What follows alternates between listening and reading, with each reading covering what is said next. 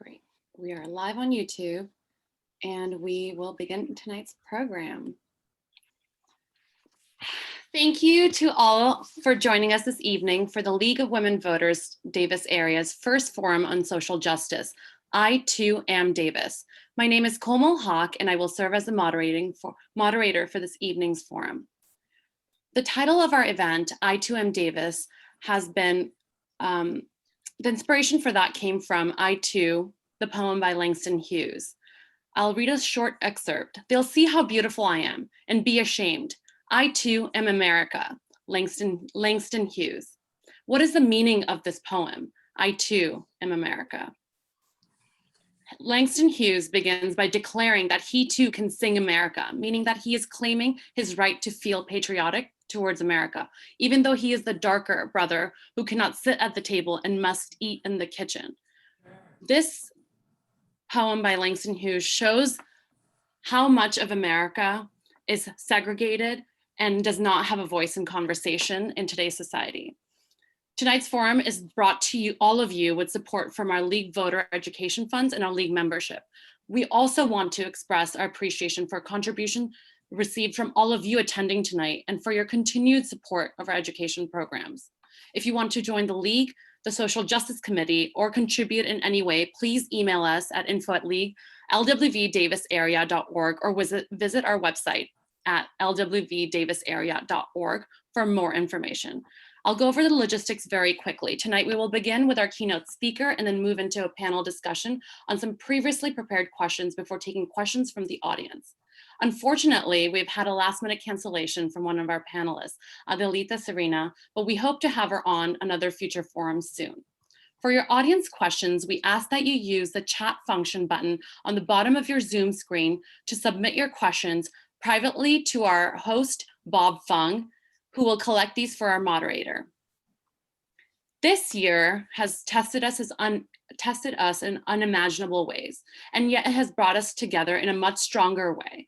While many of us have had the time to watch racial injustices unfold and learn about the social inequities present in our systems, others who live facing these inequities are still on the front lines. Many have found their voices being amplified not only by their own brothers and sisters, but also allies. The nuances and necessity of needing allies to help this amplification is yet another reason to begin this discourse. This last year did not just shine a light, it shoved onto the center stage the issues of the isms and the phobias: racism, sexism, colorism, xenophobia, transphobia, to name a few. In tonight's program, we do not have the time to delve into all of these very important issues to give them their worthwhile discussions, but we are hoping that today we, the Davis Area League, will bring you a conversation and some education on the racial barriers, structural inequities, and the lack of representation that are present in our community we love so much and work so hard to make inclusive and welcoming. We're also looking forward to our esteemed speakers sharing their unique and diverse experiences and perspectives on this topic. And through their expertise, we hope to shed some light on understanding the impact of racial equity and inclusion on our local community and how working together to find solutions can lead to positive results and provide a healthier space for everyone. Please welcome me, please join me in welcoming our keynote speaker for this evening, Sandy Holman. Sandy is an award-winning author and director of the Culture Co-op. Sandy received her bachelor's in psychology, Bachelor of Arts in Psychology from the University of California at Davis, and her master's in school counseling with a focus on education from California State University, Sacramento. Sandy has served as a consultant to countless organizations representing a variety of disciplines locally and nationally to help meet the needs of diverse and marginalized populations. She has also committed herself to a life of advocacy and holistic change. Her experience as an educator and equity specialist, activist, and change maker have given her a practitioner's insight into the challenges communities and organizations are facing that go well beyond theoretical research. She has also received several awards and acknowledgements for her work, presentations, and books. A few of these include a Lifetime Achievement Award from the City of Davis, the Ida B. Wells Risk Taker Award from the California Association of African American Administrators and Superintendents, the Ubuntu Equality Award from UC Davis, acknowledgement from the Office of Public Engagement, the Calvin Hardy Leadership Award, Writer Digest first place winner in the Children's Young Adult Books category, a congressional recognition for her efforts in the community education awareness, named the Dr. Martin Luther King Jr. Community Award, and the Women of the Year Award by Congressman John Garamendi. Currently, she is also the director for The Cost of Darkness, an award-winning documentary on racial inequality and the systems in place. I have the great honor of welcoming the Purple Lady herself, Sandy Pullman. Welcome, Sandy. Well, thank you for having me today. I just want to say thank you all for joining us. We really appreciate you coming here today. It's really critical, as you know, in the year of 2021, that we really start to take a real look at these issues. So I really want to commend Komal and Mary Jo and the League of Women Voters for doing this very, very important forum. I wanted to start off acknowledging that we recently lost 8 people from the Asian diaspora, brothers and sisters, family members to us all. And that's what we really need to start to do, is see any loss due to violence, hate, isms, whatever the case may be, a family member, because then that will really change how we respond to things. So I'm going to ask everyone to take a deep breath in with me in their honor, a deep breath of reflection, and also just to center yourself today, because I know we are all running. Please take a deep breath in and blow out stress. This time, take another deep breath in, breathing in our ancestors, our elders, those who have recently crossed or who have been murdered, taken from us suddenly. Breathe in their peace and blow out any hate and isms and so forth. I, in their honor on this day, in remembrance of all of those who have given their lives over the centuries, in recent decades, and even on yesterday, had their lives taken from them unjustly, we acknowledge that we work on your behalf, always shall, always will, and never give up. And I read this in honor of you.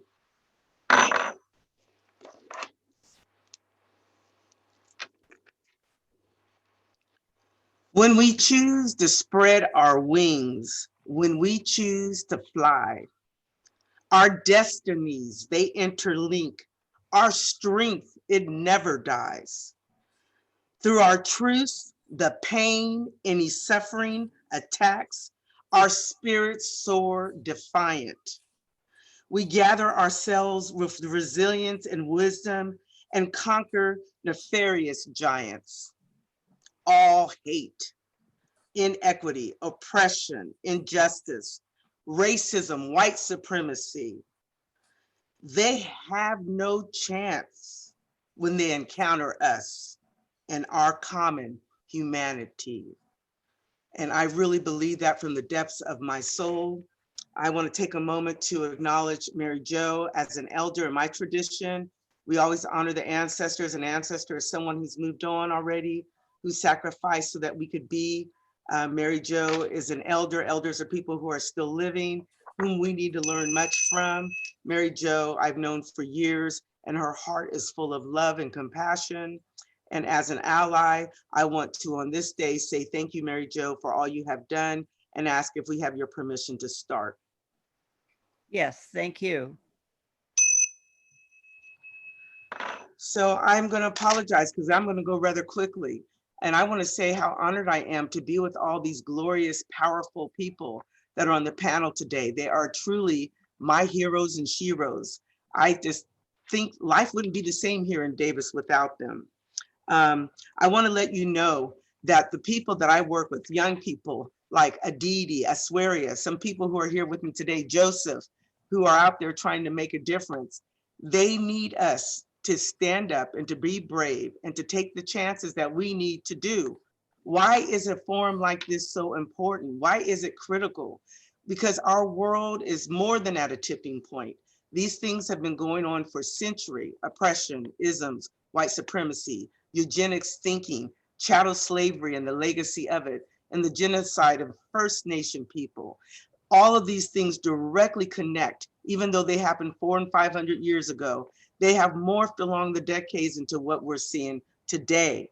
And they are manifesting in every institution, every community, every society, and all the things that are happening across the globe are directly connected to these things. I want you to know that in my living, I have discovered, as I get ready to approach 60 years around the sun, the importance of our personal power and us owning that power to go out there and to make a difference and being brave. We don't only need safe spaces, we need brave spaces. Being brave means we're going to talk about the hard topics. Being brave means we're going to be truth, speaking truth in love. Being brave means that you are not going to straddle any political lines and not say what needs to be said.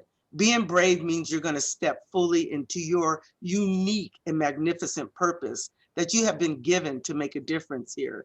If we don't have these discussions, but more importantly, if we don't act on these discussions, we will be looking at this as our forebears have again and again and again with each generation.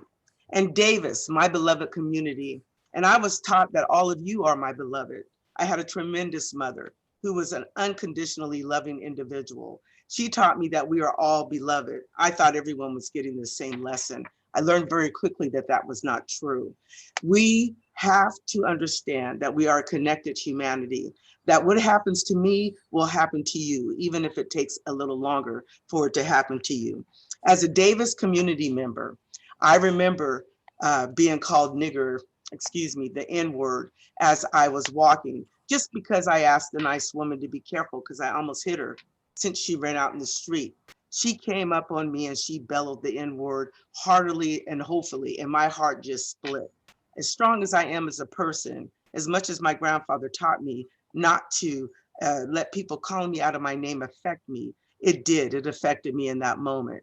I remember being in downtown Davis not too long ago, having a truck go by after I just spent a day in a conference with young people who were hurting from the trauma of isms, from the trauma of anti-Blackness, from the trauma of being who they are and not being accepted. And these people went by and they called us monkeys. My husband took off after them because, you know, in downtown Davis, there are a lot of stop signs. It scared me to death because that was unlike my husband to do that. I took after my husband, not sure what I would do if we caught up with these people. And the way my husband runs, I want to let you know, we almost caught up with those people. I was praying as we were going because I didn't know what was going to happen if he stopped him, but I remember that vividly. I remember being stopped by the police here in Davis. I love our first responders. I know they are doing the best they can, but I was stopped for really no reason. And the stress that I had, one of those times that I was stopped was not long after what had happened in Texas, where they had the police tension and they had blown a bomb to get a person who was a suspected, you know, I forgot what he had done, to be honest with you, but there was a lot of stress around policing. And it was one of the most nervous-ing times of my life. This is all in Davis. Davis is a tremendous community, but we also reflect other communities that are dealing with these kinds of things. I remember in college being steered away from STEM classes because I was African American. I remember applying for a job here and being put under extra scrutiny, where normally they call 2 or 3 references, but this person had called over 7 or 8. And one of my colleagues, because I didn't even give them their names, called me and said, whoever this woman is calling about you getting this job, she's putting herself in legal jeopardy. What she's doing is wrong. I remember these and so many other things, seeing my fellow people of color, people who were different, being profiled and being harassed, being unfairly and disproportionately addressed. I honestly believe with all my heart that every one of us has love and goodness within us. But I also believe we've all been conditioned under the system, and systems of oppression are no different, to see people who look different, who act different, who come from a different place, and to have a tendency not to see them in the best way. I'm going to share my screen with you right now, and I'm going to go rather quickly through some slides because I want to make sure that I stay on top of time. But I want you to understand this. I am indeed your sister in my case. There are people out there who identify differently. We are connected. And not only do we need to have these forums, as I said earlier, we need to have action. You need to understand certain things so you can hit the ground running. We no longer have the right to stay in what I call normal people complacency. And that's where good people are being silent. They are living their comforts, they're living in their bubbles, but they're not thinking about those who are suffering tremendously in our community, in Yolo County, in our country, and the world. This is so important to me, so important that I'm going to be brutally honest with you. And I want you to know there's nothing but love behind it. I want you to know that I have sacrificed my life. People you've seen on this panel have fought for justice and so forth. So we owe our ancestors, and we owe people who have been murdered, who have been killed because of hate, the truth. And so if you're a little uncomfortable today, it's not my intent to make you be so, but we can deal with discomfort because some people aren't breathing today because of hate. That's how important these kinds of issues are. So if you give me just a second, I'm going to share my screen. And I want you to know a few things. I'm just trying to make it bigger. Okay. So again, thank you to the Women's League of Voters. I also want to say to all of you to live bravely and honor each day, because you never know when it can be your last. And I don't just say that in a cliche way. You are supposed to soar into your calling and unite with others to make a difference in this world. Again, just a few quick things. One of the best websites I know for anti-Asian hate is stopaapihate.org. I'm going to be sending a list to Komal and the organization with many more other resources to share with those of you who have joined tonight. I want you to know that I am connected with you and you are connected with me. We all are connected. My organization focuses on helping young adults and those who engage them to survive and thrive. We promote systemic change, inclusivity, equity, cultural competency, literacy, and equality education for all. This is my family that prepared me for the world. Mom was an unconditional loving person. She's the one that's third there in the center on the top with the baby in her hand. And that's my father right below her, my grandfather to the left. These people were pivotal in my becoming who I am today. I pay homage to them. I thank them. Dad was very different from mom. He was the one who had to deal with a lot of things. He was darker complexioned than my mother. He saw all kinds of hate. He dealt with all kinds of things. My grandfather saw lynchings and all that. I am their proud granddaughter, daughter, and child. Again, Davis needs these kind of forums. We need to talk more honestly, but more importantly, we need to change our approach and start doing things systemically and working together. What keeps us from working together often is fear of the unknown, fear of people who are different, but we have got to conquer that fear. Fear is an irrational way of thinking. Fear is finding equity in reality to me. Fear is freeing everyone after years of running.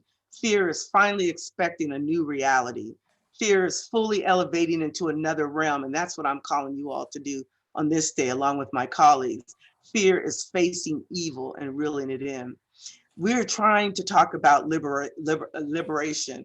We need to liberate ourselves from the vestiges of those things that I mentioned earlier: inequity, historical oppression, chattel slavery, genocide. By the way, all other movements, if you really want to understand movements and change, you have to study the journey of First Nation people and chattel slavery. Those were the two first big movements as a result of that chattel slavery and the annihilation and genocide of First Nation people. All other movements to this day owe homage to those groups and what they learned and what they suffered. Our efforts are built upon them. We want to bloom and liberate ourselves into full understanding. We want to understand that problems are guidelines, not stop signs. Just because we're having problems or not getting along, it doesn't mean that we can't work. And as I said, we need to be brave. Brave spaces means that we're willing to have those uncomfortable talks. And no, you're not going to always feel safe or comfortable because we're talking about hot topic issues that we usually ignore.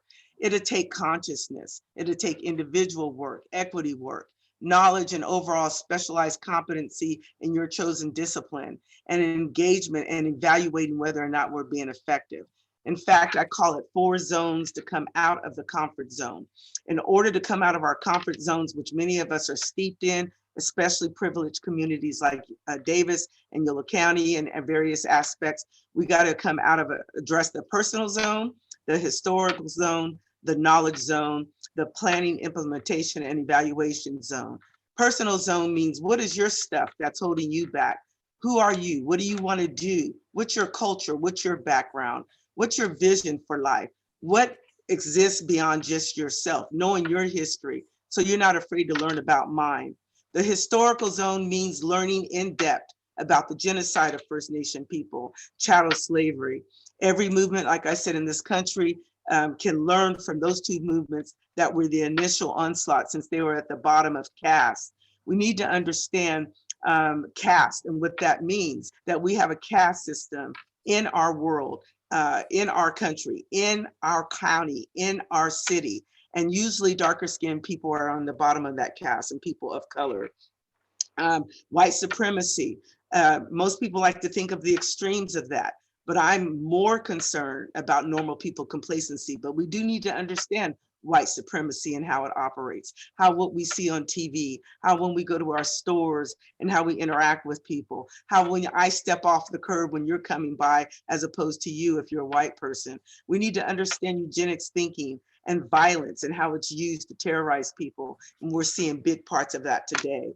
We also need to understand that systems of oppression, systems of inequity and injustice, isms, racism, it's woven into the very fabric of our society. Even if you're a tremendous community like we are, we have work to do like anyone else. So key components of, we have this paradigm that I want to talk to you about. It's a paradigm for transforming individuals, communities, systems, and beyond. It focuses on colorism, isms, racisms, directed at African Americans and other BIPOC groups. It's part of a larger paradigm for systemic change.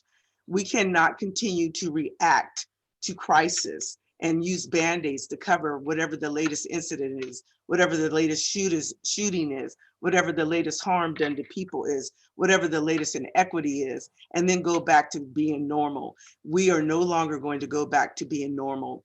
So this system approach is what I am encouraging you to do. That is what we need in Davis. This is what we need in Yolo County, our country, and beyond. It lays the foundation for exploring systemic change. Our documentary, The Cost of Darkness, is a part of this, but it comes with PowerPoints, pre and post facilitation, a guide, a brochure. We have spent over 35 years of work, research, and so forth, creating this paradigm because we want you to hit the ground running and not to make the same mistakes. Part of this is the 4 zones that come out of the comfort zone paper, but all of these things together work to make a difference. The knowledge zone is critical to us being able to make a difference. If we continue to do the same kinds of things without having knowledge of what works and what doesn't work, we're doomed to repeat the same status quo. And that's why the needle has moved a little, but not a whole lot. When it comes to knowledge, we want to have knowledge, awareness, skills, and abilities. And then we want to act on that and evaluate it. We want to learn as much as we can from our elders. Our elders have much to teach us. In fact, I humbly say that I learned more from my elders than any college, any degree program, any graduate degree program. And we need to understand that most of our education anyways is through a Eurocentric lens. We have a very colonial view and lens of teaching, and we need to address that also in our schools. We need to take things from cultural destructiveness to cultural proficiency, but we need to understand you never arrived, that in order to be an accomplice, which is better than being an ally, in my opinion, you need to understand that this goes back and forth depending on the latest event and everything that's happening. And then we need to evaluate whatever we're doing. After we've gone through and created a foundation for change, for making a difference, for learning, doing our homework, coming out prepared to step out there and take action, we need to evaluate whether or not what we're doing is being effective and change up. When you take all of these zones and you add them together, the personal zone, the knowledge zone, the history zone, the evaluation zone, then we bloom and we have more success. Again, this is not easy stuff. In order to liberate our minds and what we've been taught and how we see each other, we have to be honest and real and brave and take things on in such a way that people are transformed and changed. We also need to have 5 necessary conversations. And this is a paper you can actually look up, but it's connecting our past history to the present. No, we're not having a chip on our shoulder. No, this didn't happen 400 or 500 years ago. This is happening up until 2021. I cannot believe the resurgence of white supremacy that we are seeing to the degree that we are in 2021. We need to have conversations about how people are feeling.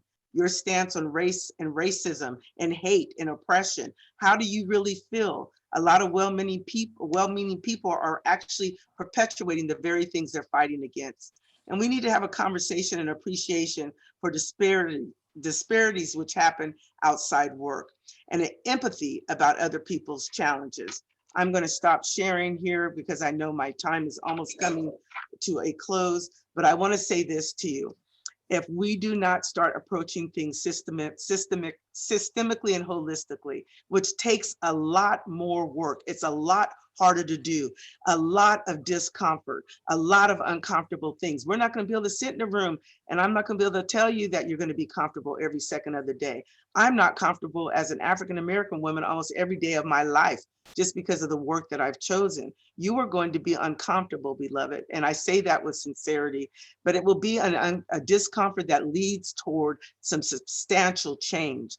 I want everyone to go through this paradigm that I'm recommending to you, that is based on people. I was privileged to have Jan be a part of it, and so many other people from across the country who've been doing this work for years and who are understanding that each generation is starting over. They're starting over, making the same mistakes, and we don't have time to do that. So I want to encourage you to think holistically. What does that mean for you on an everyday level? On an everyday basis? Do your homework. Everyone should read the book Caste. Everyone should read the book White Fragility. Everyone should read the book Stamped from the Beginning. Everyone should read the book Why We Resist, and many others. And I will be sending those to Komal and the organization. All of you, each and every day, you need to understand, a lot of you don't have to walk outside and worry about being stopped by the police, or go into a store and not be able to find products that you can't find, or worry about your safety because right now things are so heightened and they're targeting people of color and people who are different in the queer community and so forth. A lot of you don't have to think about those things. You take them for granted. You need to use your privilege. You need to use your privilege. And I would say to all of you who are out there, all of us have some level of it living in Davis, but all of you need to use your privilege to go out there, spread that massive love, practice massive self-care. I call it the MSc degree, massive self-care, so you can get down in your discipline, in your gifting, and be a part of a mosaic that works together to really lay the foundation for systemic change. No more Band-Aid things. Candlelight vigils are beautiful, but if it stops there, not enough. Marches are incredible and powerful as we're seeing, but if it stops there, it's not enough. And in order for you to do that, you've got to come out of your comfort zone. So I just want to, I hope I'm okay, Komal, on time. I wanted to take a couple questions. If anyone had any questions, they told me to leave a couple minutes at my keynote, but I want to say this to you. I love you enough to be honest with you. Things are not good. And beloved, we are going to be seeing much more violence. Trust me. It's an intuitive thing that I know. I have not been surprised by anything that we have seen, and it will get worse if we don't take a collective accountability. I am your adopted family member. You are my adopted family member. Love, and not the fluffy kind, but love of truth, love to power, love to coming together and getting real, that your privilege needs to be shared locally like a portfolio, in the country and in the world. You should be doing something in each of those places, and then breathe to take a breath. And so I'm happy to be here today. I'm sorry I went through that rather quickly. You're welcome to email me with any questions you have, except if you're going to send me something hateful, no thank you. I get enough of it. All right, I'll take any questions on that point at this point, if anyone has any questions. Sandy, I think a lot of the audience wants to know if they can maybe have your PowerPoint in a PDF form where it's completely encrypted and copyrighted by you, but just to have some kind of resources. Sure, absolutely. Okay. I have to figure out how to do that, but I'm happy to do I'll work with you on that. And I'm sorry, I mean, the main thing I want them to know is that we have to approach these things systemically, that things have morphed from the past to the present. They're directly connected. And you have to come out of, to come out of your comfort zone, got to deal with your individual garbage, got to deal with history and knowledge, and then evaluate how you're living, how you're being, and reach out and make a difference, because people are hurting out there. I consider you all my family, and I'll end by saying I love you all. And thank you for joining this group today. I'm so proud to be with Vigis, and I'm proud to be with our mayor, Partida, and Jan Murray Garcia. I'm just so proud to be with them all, because this is a powerful sorority of people up here. Sandy, one other thing, attendee would like to know if it's okay to post the fear slide, which I also loved, changing that meaning and giving it a new positive meaning, to their Instagram. They really, really love that slide. Is that okay? Yes, that's fine. I would just ask them to put the Culture Co-op, because it's part of a paradigm that we're doing. Absolutely. They can share anything they'd like to share. And I'm happy to share that. Definitely. I really loved even the point you made about being an accomplice and not just an ally. And that's the first time I've kind of heard that word being used. And I really, really like that a lot. I think it gives a little bit of empowerment to that person instead of just being a companion in this journey with someone. So yes. And what I love about being an accomplice, that means you are in it with me. It's almost as much as if it happened to you, which is the attitude that we need to have. So I'm mourning today the loss of 8 people being shot, whatever the circumstances are, just as much as if it was someone from my own direct community. That's how collective love and thinking and humanity works. When there's a question from another attendee, when you refer to a systems approach, does that mean language too? Do you mean language? Yes, that means in every level, from the micro to the macro, because what people don't understand is all this conditioning that we've been, all of us, including myself, have been brainwashed. The media teaches us to appreciate fair skin over darker skin, and criminalize whole communities and people of color, Latinx, the Muslim community, and so forth. Our language, our educational system, that's what that documentary covers, by the way. We look at economics, education, the media, healthcare, the environment, white supremacy, and I'm missing one, politics. And all of those things, you clearly see after you watch that documentary, how this has been integrated into our very ways of being. So as a Black child, I grew up watching the Brady Bunch, the Partridge Family, all these shows that didn't have a Black person in them for the most part, and never questioned it until my grandfather got a hold of me.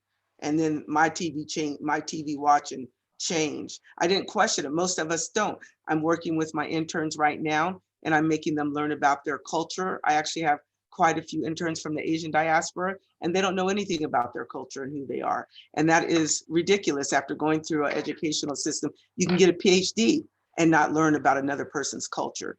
And so that's when we start to give it a different acronym, PhD, powered higher, and I won't say the rest, if we are doing just a colonial education. And that's not the way it should be. That's something that my grandfather would have said. He would have said, y'all, I'll tell you what a PhD stands for if you ain't teaching about all people. So, and he was a big proponent of education. So go out and get those PhDs, but make them more pluralistic. Mm-hmm. And any other opportunities to watch the documentary? Yes, on May the 2nd, we'll be showing the first 4 parts again. And then May the 12th, the second 4 parts. And I'll send you, Komal, I'll send you a link. I really want people to come to this. Now, that documentary is designed to have pre and post facilitation. Usually we watch a segment or 2 a week, give people a little homework, a segment or 2 a week. So it goes over to 6 to 8 weeks, but it lays a deep foundation and a mind share of at least 30%. So people's policy making, their interventions, they're going out to do the work they're going to do, is more informed and not coming from a Band-Aid, oh, crisis, we don't really know what to do, so we're just going to do this, and then nothing changes. So it's that that documentary process with ongoing inclusivity workshops and so forth that are customized for different institutions is what makes things impactful, much more than what we're seeing today. Absolutely. For everyone who is watching, when I upload the recorded video to YouTube, underneath the video itself, I will include all of this information. That way it's accessible and not just restricted to the people who signed up via Eventbrite. So that way everyone who has access to YouTube can have access to this information. Thank you, Sandy. That was really, really illuminating. And I would like to now move on to the second half of our program. And before that, I would love to introduce our panelists. I will go in alphabetical order. And I also want to make a note that before we started this event tonight, I asked each of the panelists for their pronouns and how they would like to be addressed. And I feel like little things like that are really important to give people representation and to give them credit for all of their accomplishments. So I will begin again. I'm sorry for kind of reading this off the page, but I do want to give credit where credit is due. I would like to welcome Mayor Gloria Partida, who is a longtime Davis resident and was elected to the Davis City Council in June 2018. Mayor Partida attended college at the University of California, Davis, where she majored in zoology and is a retired neurobiologist from UCD. She has a long history of advocacy in the Davis community, starting with disability advocacy and participation in many school and community organization boards, and is a founder of the Davis Phoenix Coalition, which promotes community inclusion. She has served on the city's Human Relations Commission. In addition to managing a small business with her son, who has a disability, Mayor Partida is active in raising her grandson. Thank you for your participation tonight, Mayor. And our next panelist is Dr. Jan Murray Garcia. Dr. Murray Garcia is a pediatrician and associate health sciences clinical professor at the Betty Irene Moore School of Nursing at UC Davis. She also serves as the director for social justice and immersive learning for the UC Davis health system. During her time at UCD, Dr. Murray Garcia has developed several programs around health equity and anti-racism issues, including interprofessional Central Valley Road Trip, the Summer Institute on Race and Health, and the Anti-Racism and Cultural Humility ARC training program for short for nurse leaders. The ARC training program is currently equipping UC Davis Health System's nurse leaders and faculty to achieve anti-racism and equity goals in both patient care and their nursing workforce. She received her Bachelor of Arts in Human Biology with honors and with distinction from Stanford University, her medical degree from UC San Francisco, and completed pediatric residency training at Oakland Children's Hospital, followed by a master's in public health from UC Berkeley. She has also co-founded and is writing a textbook on the concept of cultural humility, which she distinguishes with her partner from cultural competence. She is widely published in health sciences literature and remains in love with her husband of nearly 29 years, Professor Jorge A. Garcia, who is UC Davis's new Associate Dean for Diverse and Inclusive Learning Communities. The other loves of her life include their 2 adult children. She is also the Citizen of the Year Award recipient for 2020 for the City of Davis. Welcome tonight, Dr. Murray Garcia. Thank you. And our next panelist, Vigdis Asmunsen, was born and raised in Davis, California, to a Filipina mother and Davis-born father. Vigdis has spent her entire professional career in education. She worked for 19 years as a K-12 teacher and for the last 2 years with the Science Assessment Office at the California Department of Education. In this role, she works with school districts and county offices of education across California to better support all students. In her prior capacity as a K-12 teacher, Vigdis worked in schools in a wide range of communities, including locally here in Davis, at a Title I school in Fairfield, and in a native village in rural Alaska. In addition, she conducted research with English learners in the Philippines and taught in South Korea. She served in community health education with the Peace Corps in Togo, West Africa, and later as the chair of liberal arts during the founding year of the Abarso School in Somaliland. She is currently pursuing her PhD in educational policy at UC Davis and has a master's in education. She serves as a trustee on the Davis School Board. Welcome tonight, Vigdis. Victor, should I address you as Dr. Asmunsen, or did you not I'm yet? not doctor yet, no. Okay. I know you said you submitted your final, but I was like, First quarter. I'll get there. Great. I want to welcome everyone, and we at the League really appreciate your time and commitment to this very important topic. I would like to start off the panel questions. The first question, and feel free, anyone can raise their hand or take the lead and answer, is going to be, what past challenges did you or your family face in a predominantly white community, and what challenges remain? If you wanted to start, Mayor Partida. Sure, I can start. And also, Sandy, I'd like to thank you for always acknowledging our ancestors and for making sure that, you know, that is spoken. I think that is so important. And in that vein, I want to acknowledge that the land that we are holding this gathering on was, for hundreds of years belonged to the Patwin and Winton people that were here. And as I said, I know that you acknowledged our ancestors and the people that came before us. I just want to make sure that we are connected to the land beneath our feet. Yes. So, thank you. I just want to I wanted to make sure we said that. So the challenges of growing up in a community that was predominantly white, I think that I saw that experience mostly through my children. I grew up in a community that was predominantly Latinx in Los Angeles, and before that in Houston. And so I can say that that through them, it was, it was really interesting because there were so many opportunities here. And, when I came here from the place that I came from, I felt like we were safer, and we had, it was a nicer environment, and it is a great place for children to grow up. But there were some things that we did miss from being in an environment where we were predominantly Latinx. And the biggest thing is that we were all in the same boat. So we all understood the challenges of being people of color. We understood the challenges of being poor. We understood we could, talk with them amongst ourselves. And that community was something that my kids really missed, because here they were they didn't have they didn't have that, like, right out their door, the ability to be able to talk to somebody and have them understand what it was like to be poor in Davis, and what it was like to be different in Davis.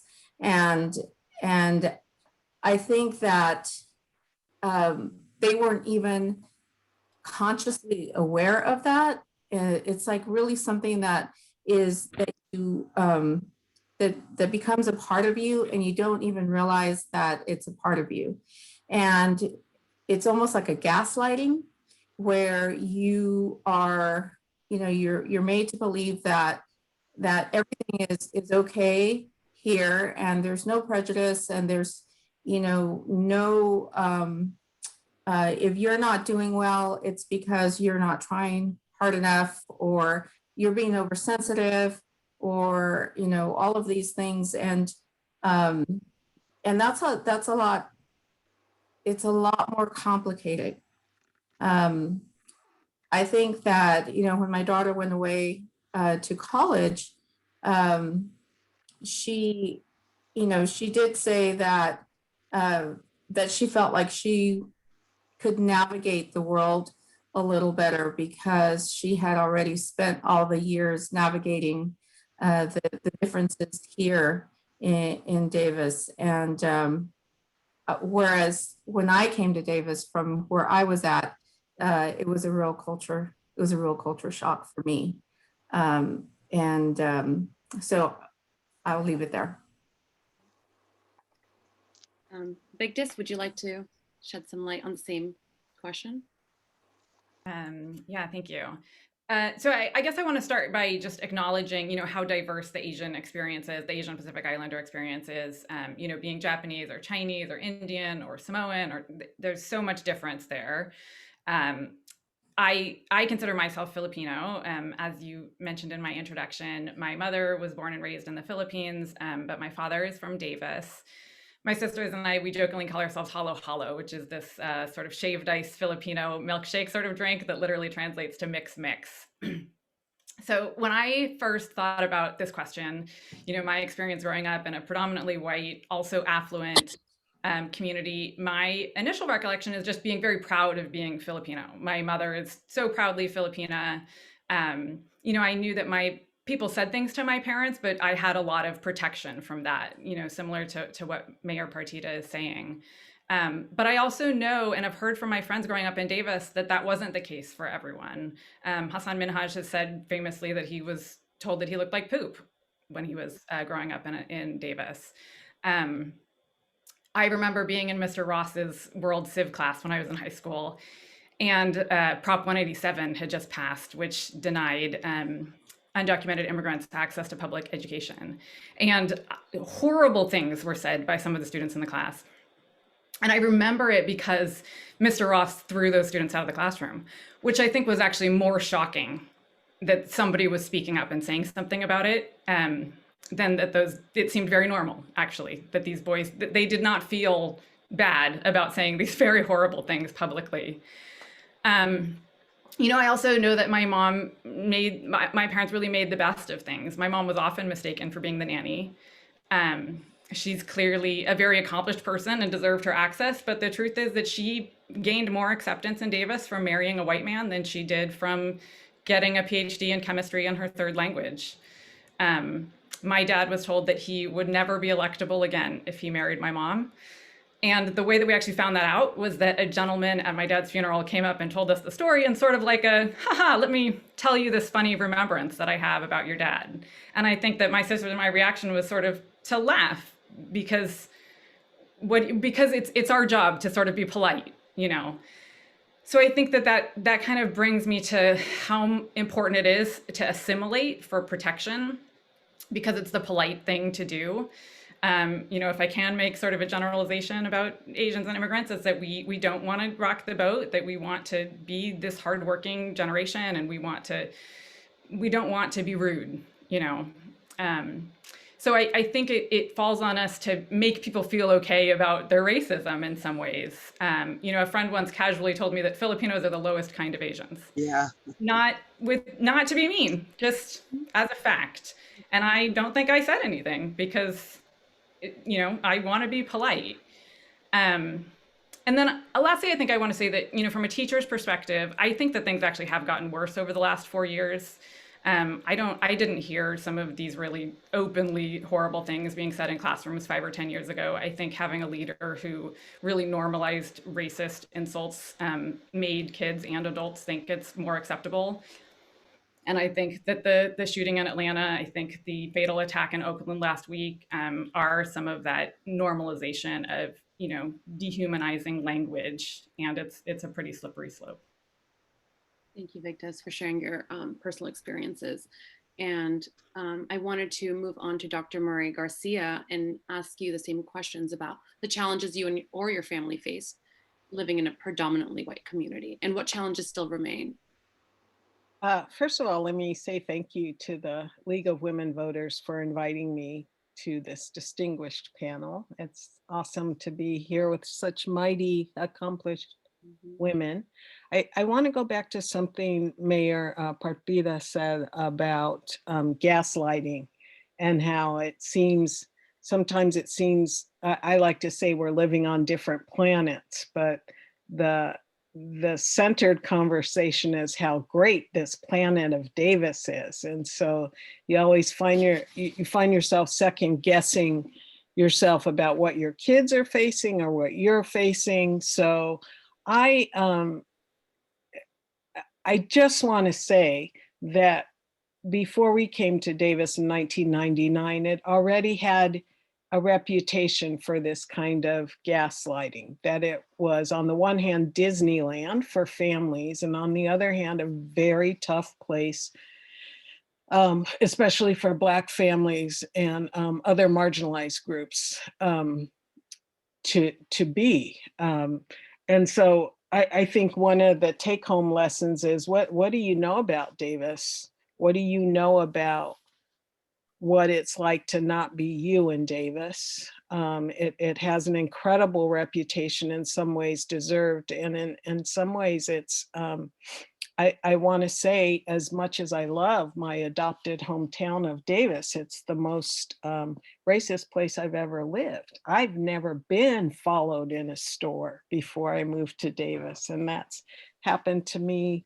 3 times that I know of, right? When I first came here, I couldn't get seated in this one restaurant. I could tell you that story. I could tell you stories for a long time. Then stopped by the police, lights blaring, Sandy, and I remember taking my daughter, who was 2, almost 3, to the library. And for us, that was a big deal. Education and reading is a big deal. We went to the library where we were living in Vallejo, and it was a celebration. And the librarian was like, "Are you ready for this?" And my daughter's, just here it was, when I asked to have my daughter have a library card, a woman looked up real briefly at her and said, "Well, she has to be able to sign her name." And then it's like, you got to be kidding me. We got dressed up for this. This is what we get. This is what you give a child. And if it was more stuff than that, but I just want folks to know we live on different planets, even as we walk on the streets of Davis. Just less than 5 years ago, my daughter would talk about being a teenager, a young adult at night, and in Davis with her friends, and having cars go by with young people and calling out the N-word. And so this is, 2015, 2014. So if you don't know that, get that. If you haven't seen Hassan's Minhaj's Netflix show, Homecoming King, it really shocked a lot of people who were living the same lives, right? Who were going to the same classrooms, and yet, and Hassan was somebody who's not going to tell you, like Vignes is saying, but that doesn't mean it doesn't exist. I came on the public scene when there started to be a series of hate crimes, and I had already worked with Eladrian Mack and the late Tansy Thomas to kind of reinvigorate Blacks for Effective Community Action. And then within a year, this happened. Before that, we were looking into educational inequities by race in the school system, which were considerable and nothing different than other school districts have. In fact, there were a lot of school districts that were doing a lot better with their kids and with their faculty than Davis was. But then this rash of hate crimes in early 2003, late 2002, if you really do the research, happened that were perpetrated by Davis young people. And that process was incredible for me to walk through as a leader mentored by elders, hearing people say, well, what's a hate crime anyway? Are you trying to be the thought police? Feeling actually quite unsafe, because thinking, wow, if this is the conversation we're having at our breakfast tables when nobody else is around, and kids are still pushing to see how far they can go, that makes this a very dangerous place for me, who's out at night going to community meetings and school board meetings, try to make the place a better place. From that came just an amazing time of working with Davis young people, training them to do research on race and racism, along with a nonprofit that Jonathan London and Nancy Erbstein founded called Youth in Focus. And that was just as intense as that time was. And there's a movie called From the Community to the Classroom, which is available free on YouTube if you want to kind of experience the thickness and the unsettledness of that time. As soon as I got involved with the schools, I got involved with the police. Ironically, as a pediatrician, watching the police treat kids differently by race and understanding those statistics, which, by the way, are still with us. Not so much for kids. There's some great things happening for young people here in the city in terms of juvenile justice. But at that time, I just remember seeing things I'd never seen before, like people coming on campus, taking photos of some kids and not others for gang research files. And, you know, a young Black man who was being arrested by the police, the police officer waited until lunchtime so he could take him diagonally across the campus in front of his peers, not convicted of anything. Yeah, so, and I agree with the other folks, just, I would say it started actually with Barack Obama's presidency, just the boldness, the permission, the resentment. We have not prepared our nation for the demographic change that everyone saw coming. And we're living with that now in deadly ways, in terrifying ways, in ways that make white people unsafe. So we can keep going, or we can lean into this head on. Let me just stop. I'll stop there with that question. Thank you. You know, like you were saying, this is the most racism I've felt in my life moving here as well. And it was very nuanced, but slowly grew a little bit. So it's interesting to see. And I moved to Davis in 2014, so I was about 26. So in 26 years, I guess I've been very lucky to live in places, or maybe I wasn't as aware when I was younger. So that's another part of this kind of the coin of racism, is like you don't really realize until you're older what someone's language or their actions might mean. And Jan, you, Dr. Murray Garcia, you actually gave us a segue into the next question about how race and culture played a role in getting your activism started. And I would love to hear from Sandy first this time, and to see how race really played a role in getting you where you are today with your work. Race played a huge role. My dad was in the military, so we came over here. I was in the 3rd grade when we moved to Bill Air Force Base, and then about the 5th grade when we moved to Sacramento, and came back and forth between various parts of Northern California. But definitely, my first welcome was being surrounded on horses by a bunch of white girls calling me and my sister the N-word and other things. It was very intimidating, very jarring. I was in about the 5th grade, and it just changed. It really cemented some things that I had even experienced in Japan, where I used to be called Big Eye. You know, one thing about all of this stuff is it affects everyone, even those who are being targeted. We internalize it. They call it internalized oppression. And we often are more likely to hurt each other before we hurt the perpetrators of it. And then I have a very clear thing at 18, being at a KKK rally. I lose my mind sometimes. I'm working on this, and I ran right in the middle of a KKK rally right here in Sacramento.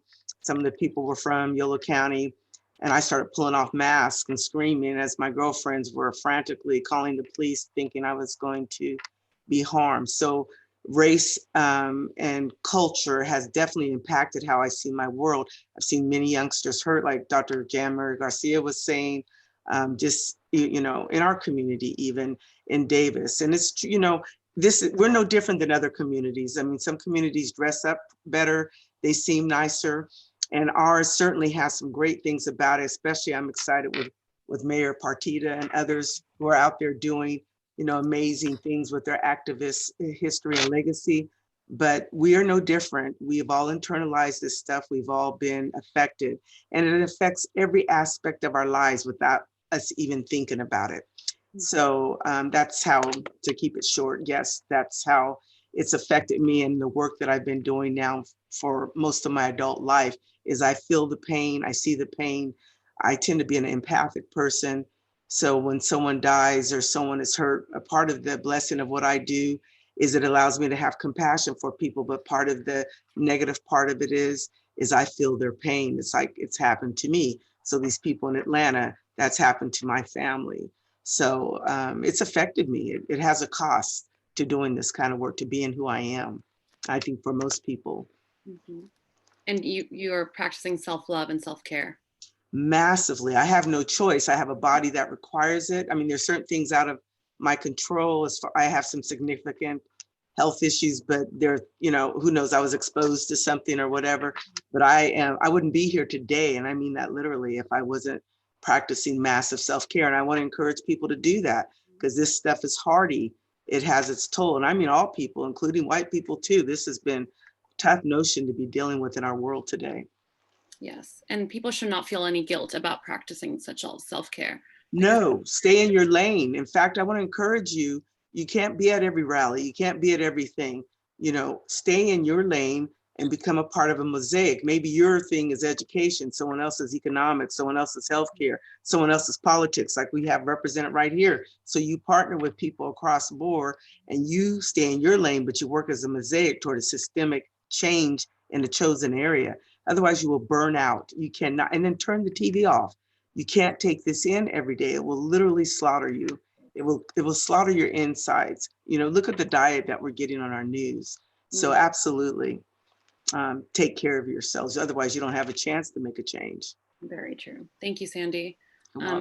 Gloria, I will ask you the same question about how race and culture played a role in how you got involved with the community. And I would like to bring that a little further and say that now that you are the only female on our city council and the only person of color, how do you see that representation? How has that affected the community, or any positives or negatives in that role too?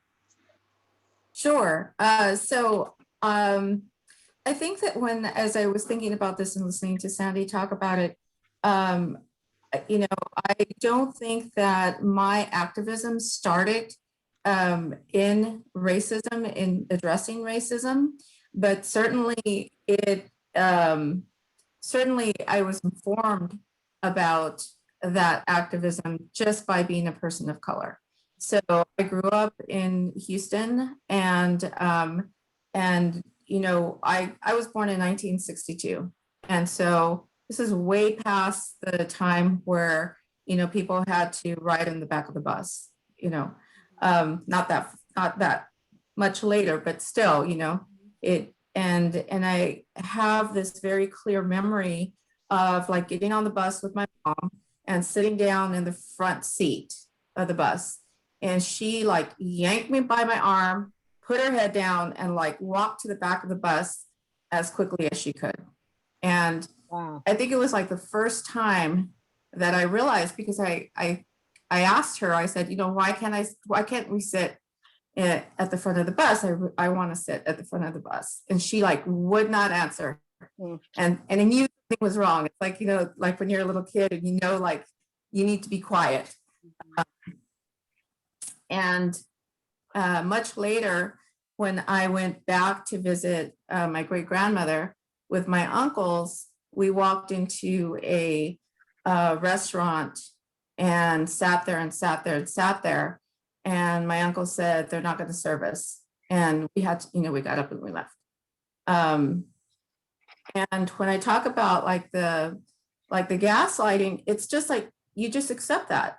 And as Victor said, these, things happen to you and you just shrug it off and go, well, they're jerks, or, that's just how the world is. And, you just, I think that I'm a very optimistic person. So I'm always looking for, well, there's 100 good people to the, 25 bad people or whatever.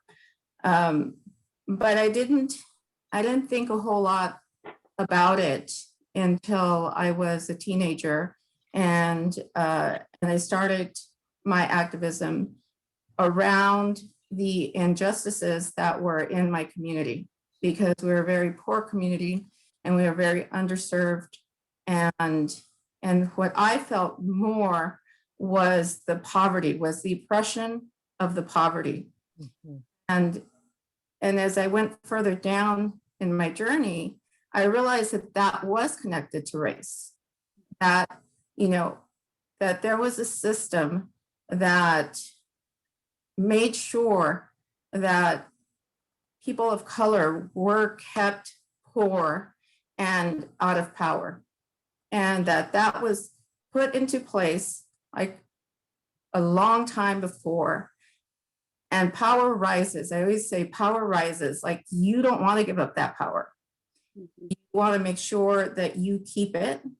And I don't think that we do that, or that, as a society, we do that intentionally or consciously, but it's in our being to not want to be at the bottom.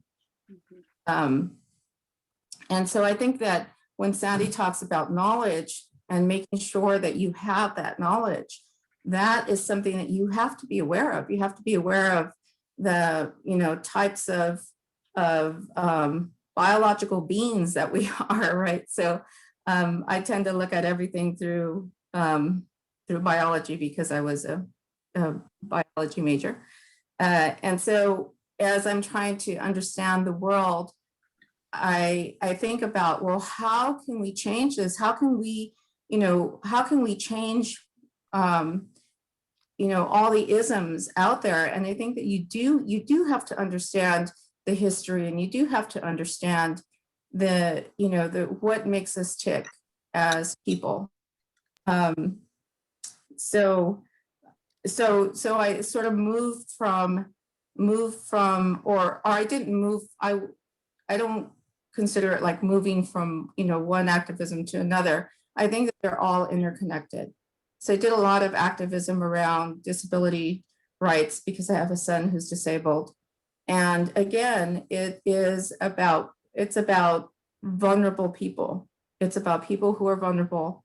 And all of those things are connected. If you are vulnerable, you're on the margins, you're not going to be invited in. My son wasn't invited in to a lot of spaces.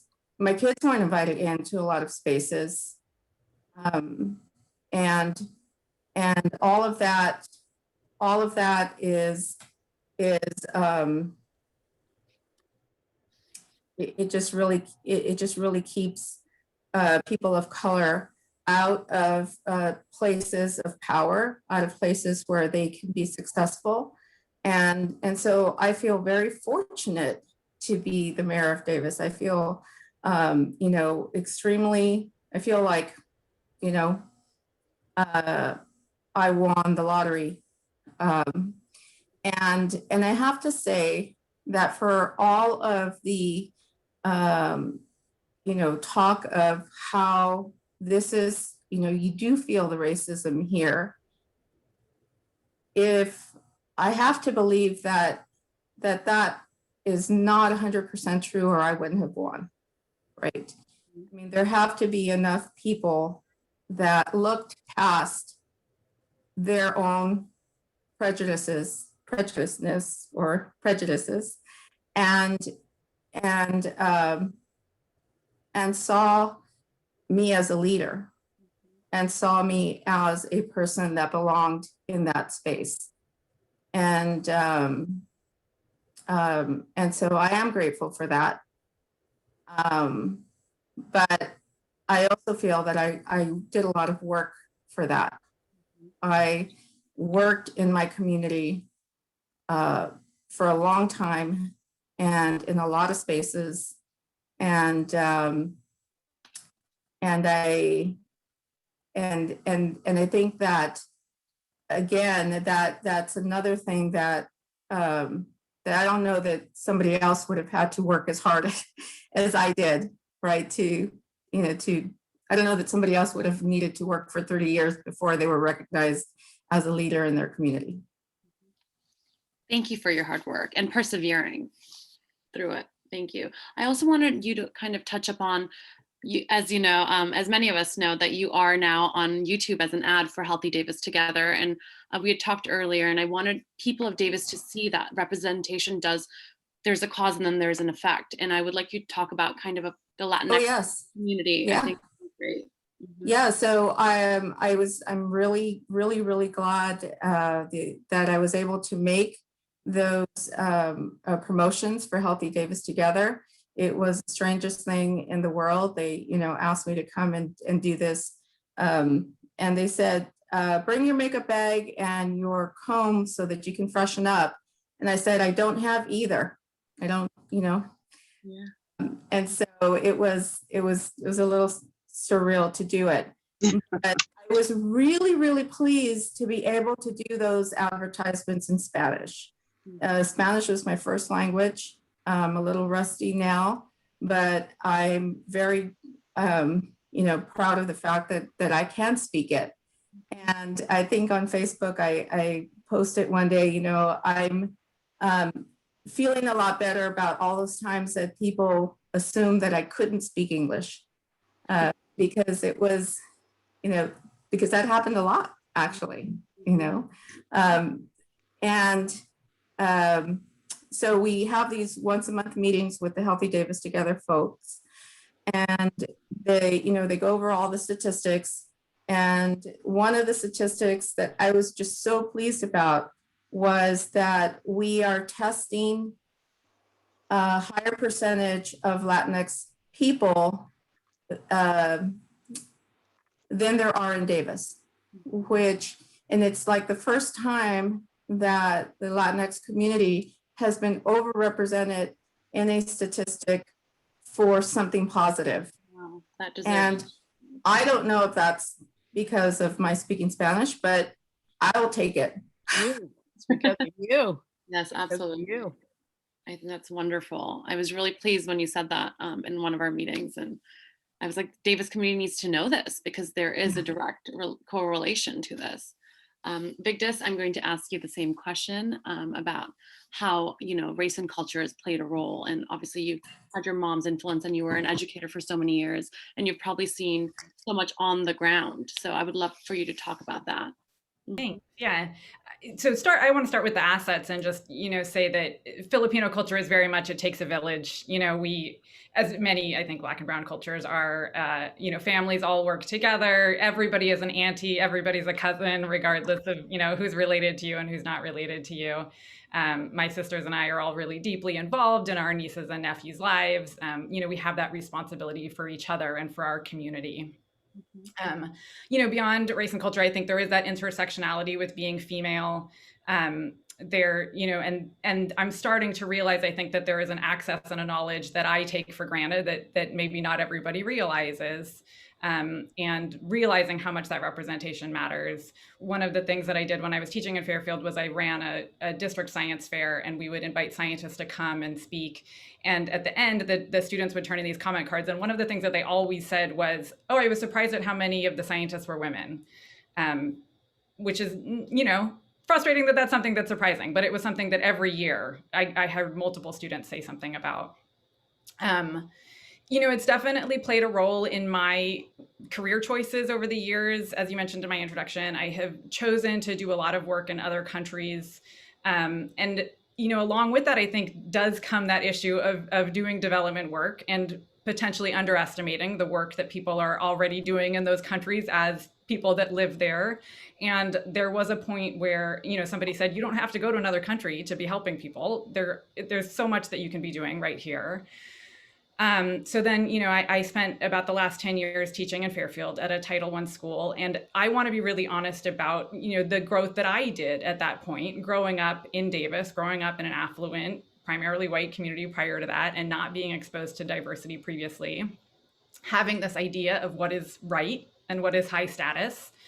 I would be in parent-teacher conferences, and parents would tell me about how they were so nervous about their Black boys getting bigger and older. And you would think, what white parents get to just be proud and excited of their children getting bigger and older. But they were worried about how they were going to be seen. I look at my little blonde first grade nephew, who is a very wiggly little kid, and I see how much support he's gotten in the classroom and scaffolding from his parents. And I know that statistically, if he was a Black or brown kid, those wiggles would not necessarily be supported in the same way, and that they are disciplined even in first and second grade. So, in my first years teaching at Fairfield, there was so much that I had to learn. I thought that holding them to these higher standards, policing their hair, policing the way that they were speaking, was holding them to a higher standard. I thought I was teaching them how to code switch. I thought that I was helping them, do you explain code switching for people who don't understand it really quickly? Mm-hmm. Yeah. So being able to, present or act or speak in a certain way in some places, and then knowing that there's other places, like, the way that we would talk about it, I guess, with kids is on the playground, maybe you're going to talk to your kids, to your friends in a certain way. And in the classroom, maybe you're going to say different things, or you're going to use different language. But there's also that, obviously across cultures, you might speak in a different way to your family members, or you might speak in different ways in different locations. So, I had to get to the point where I had to realize, am I trying to discipline these students because of the way they're asking this question? Because it's not the way that I want them to be following my rules and asking this question? Or am I able to see them engaging with their education and asking for help, even though it's not the way that I have been raised to believe is the right way to be asking that question, or the high status way to be asking that question? And it took a lot of training, and it took a lot of self-reflection. But, being a teacher, we believe in growth mindset. And I just want to really acknowledge the growth that I personally had to also do, that we all have to do in that self-reflection piece. In terms of like my activism, it's interesting because I see myself as a teacher. I identify as a teacher. I don't see myself as an activist or as a person of color, but I'm starting to realize and recognize, because of the wonderful things that people have said to me and the support that I have gotten, the importance of being a person of color in a public position. And education is about empowering people. So, if my work and my presence can do that, then I am just beyond honored to have that responsibility. Thank you, Victus. Because of our time, I'm going to kind of go through a couple of questions, and if you want from the audience, and if you want to keep these answers short, that would be great, but still kind of be comprehensive in your answers. This one question is about resources in our city. As a mother of 5 biracial children, now all adults, I would have welcomed some special group or activities for them. What is available for children of color now, or just resources for communities of color now? Anyone can take this. Just raise your hand if you feel like you have an answer. So I'm really pleased to know, I don't know what was going on like when my kids were growing up, but definitely there was nowhere for them to connect. And I'm really pleased to know that there is the parents of African-American children that gets together and meets. I know that like the Korean church, and there is like a Chinese school for kids, and they meet together. I think that the communities are looking for each other and coalescing, and I think that is a great thing. At Marguerite Montgomery, they used to have this room that was staffed, I think, by Empower YOLO, and the moms that were not English speaking moms would gather together, and they would support each other and how to support their kids. And unfortunately, that has been closed, and I'm trying to figure out how to get that back at Marguerite Montgomery.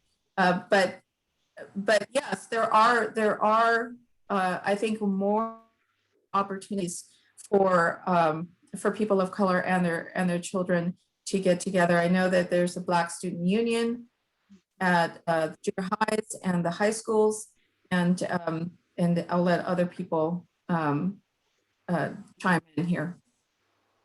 There's also Friday Night Live programs. They do a lot of programming for young people throughout the county. You can actually even call 211 and they'll share programming that's available. UC Davis campus has a lot of things that they do for young people. They have the various groups that are focusing on various cultural constituencies and offering things all the time. And of course, you know, in the spirit of familyhood, the Greater Yolo County has other things coming on. I think there's conferences for almost every ethnic group that's available at some time. I know the Black Youth Leadership Conference, they're doing it virtually out of YCOE this year. Also, I know they had the Latinx conference, I think through Rahulio. He could tell you what the date is for that. So there's all these different kinds of things. And I don't know, Jan, are we missing anything? I think one thing I would, go ahead, Gloria, you were going to say. I would be remiss if I didn't mention that the Davis Phoenix Coalition holds, we hold a group, a support group for the LGBT youth. Thank you. And also for parents of LGBT children. Yeah, I just wanted to I think Sandy, you did a great job, and I just want to say that I just want to talk to white parents, because it shouldn't always be on parents of color to make this a comfortable community to grow up in. I think kids have to see one another. You know, ask the school board, ask the superintendent how many Black teachers there are. I don't think there've ever been more than 5 or 6 in a group of 500 teachers. Okay, that's not going to get us very far. I want to say that this is the most, folks, as much as I love you and I love Davis, it is the most conservative group of Democrats I have ever lived with. And I, at some level, I just can't help but think that what comes with the euphemisms of good schools, safe streets, farmers markets, also the inaction of white people calling out the fact that Black folks are 5 times as likely to be arrested as white folks in this community. 5.9 if you don't live here. I know that was an issue. Oh, it must be other people being arrested. No, 5 times as likely. Tonight, write a letter to your city council members. Why is that happening? What are we doing? Why are Black folks getting searched more often and you're finding less on them? That's a national trend, right? Yeah. Why aren't we moving on ethnic studies? It's just glacially slow. There's race and social justice for US high school, for 11th graders, amazing class at Davis High, somewhat dependent on the teacher you get and you choosing that choice, you choosing that. The state has mandated that there be ethnic studies, a required ethnic studies class before graduation. Tonight, before the weekends, email the school board. Where are we? Are we diluting ethnic studies from what it really was advocated to be, which is a focus on Asian Americans, Black African Americans, Native folks, and Latinx folks? Can we handle that if those folks are centered in this class, when no one said anything about my children reading Mark Twain, reading Tom Sawyer, reading, can we can we accelerate that? Can you ask the school board, where are we? Can you ask the superintendent, where are we? When will that happen? And then I just want to say too, for white parents, if you don't teach your kids, they're going to learn on our kids. If you don't get your kids some books about hair texture and skin color, guess who they're going to ask those questions from and use their tactile senses on. It's painful to have to put your children back together after these kind of violations. And I know we just think we're more liberal and more progressive than we are. And there's a great book, a 28-day kind of workbook called Me and White Supremacy. I would not have named it that, but it's a really great book by Layla Said. And it takes you through just how whiteness shows up, not in the Klan member, not in the January 6th patriotic insurrectionist, but in regular folk and Davis folk. It's an important book. It's an important book. And I just want to ask yourself why there have only ever been 2.5% Black folks in Davis. That's not an accident. The way you are silent about police conduct, school conduct with kids of color, with people of color, means that's going to continue. It makes us think that's what folks want. When people drive through this city and get stopped, that gives you a reputation. Before I came here, it was a reputation as the Mississippi of the West. Davis, California. I know you don't believe that. And you ask me why I'm here, and I just say I'm an American too. I mean, I already don't go to Idaho and South Dakota. I don't go to, what's the park in Montana? I can't do it. I can't do it. But can I live in Davis? Is that okay? So Jan, I think that was great. And I always tell people, your kids don't learn through osmosis. Your values and wherever you got to in being a, woke person, it was a journey. If you're a white person, it was a journey. You had to learn that.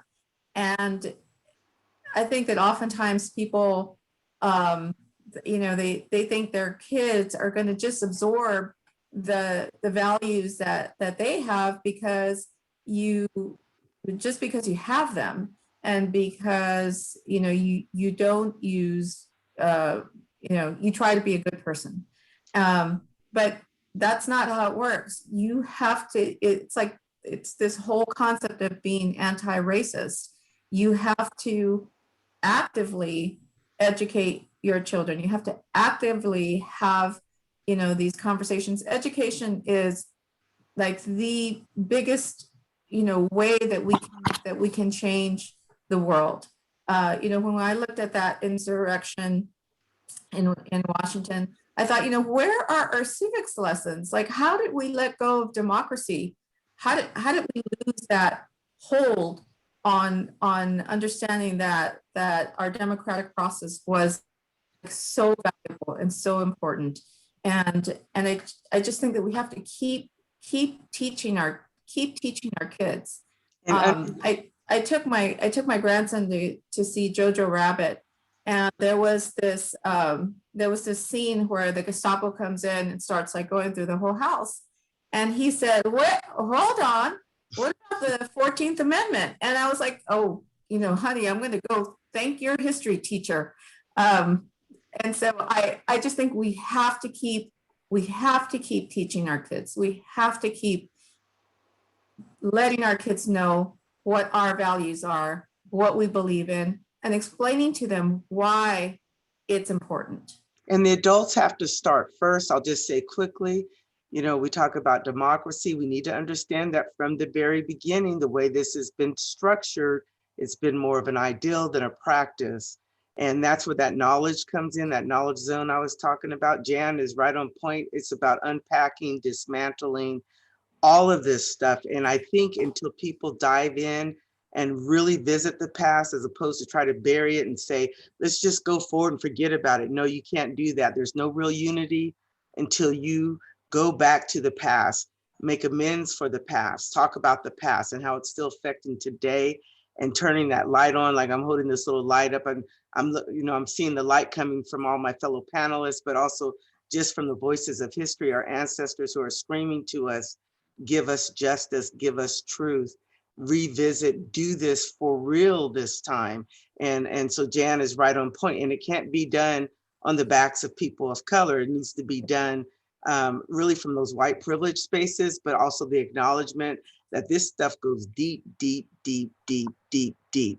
So we could have 1,000 programs for people of color, for example, which was a very important question. But if we're not dismantling those core foundational things, nothing is going to change. In fact, we're going to constantly be flirting with going back, depending on who's the latest person elected. And when you consider that right now, there are over 250 bills to voter suppress for the next election in over 43 states, 250, they've started right after this election. We need to get our things together and be ready to act. That's what I want to say. So I really appreciate Jan bringing that to the forefront. I just wanted to say one more thing. You know, we are telling these parents to educate their children, but I also want to make sure that we kind of hold our community accountable, because some of these parents might not have, they're the ones doing all the work. They are people of color. They want to teach their kids. Like Dr. Murray Garcia said, like, yes, white parents, it does fall on you, but also it falls on our white community and our color people of communities of color to really make sure there's representation in school boards and teachers and city government. And sometimes these parents are working 2 jobs or doing so many, taking care of intergenerational elders, and they might not have the time to teach their children. So there is some responsibility, in my humble opinion, that rests upon us as a community to hire from within and show that representation and show our the next generations that yes, we'll put these people in places of influence and power. So to the League of Women Voters, since you guys are all about politics, until we deal with gerrymandering, until we deal with public support for candidates, so it's just not rich people who can run, until we deal with corporations being dealt with as a person, until we deal with the popular vote versus the electoral vote, all those kinds of issues. It's not just about registering people to vote. It's dealing with that, and particularly the gerrymandering, because that's why we don't have any representation on school boards, in political places, because even if everyone came out to vote, we've gerrymandered things so much that their votes aren't being counted. So these are those core issues in that knowledge building we need to have. So we're attacking the real beast and not just the surface. But you're exactly right on. Yeah. Thank you. I know we're a little bit over time, so I'll do a quick closing. I just wanted to remind everyone tonight that the City of Davis is planning to update their general plan and its community vision. And conversations like these are really, really important to have inclusion and diversity, not just inviting people to the table, but also listening to what they have to say and taking their experiences, even if they don't have a high status resume list. Maybe their personal anecdotal experiences are more than enough to give them a seat at that table. And then we hope with tonight's program that you would like to be included and work with us on our Social Justice Committee. We have just formed this committee recently, and there's only 2 of us on it right now, and we'd love to have more people on it. Just go to our website. You can find information on there. It's lwvdavisarea.org, or you can send me an email at Komal, Komal H at lwvdavisarea.org. I want to thank everyone for joining in, and I want to especially thank all of the panelists and our keynote speaker, because you all have taken out so much time in your busy schedules, and we really appreciate the information and education you're providing to our community. And as women of color, really showing that you can do everything and you can be a role model for all of the citizens and the next generation that is looking up to you. So with that, I would like to say this is recorded. It will be on YouTube tomorrow because I do need to get some sleep. And thank you all sincerely so much. Thank And I you would all. Thank you so much. It's such an honor. Thank you. seriously blessed. Thank you. Have a good Thank night, you. everyone. You too. Bye-bye. Bye. Bye-bye, you guys.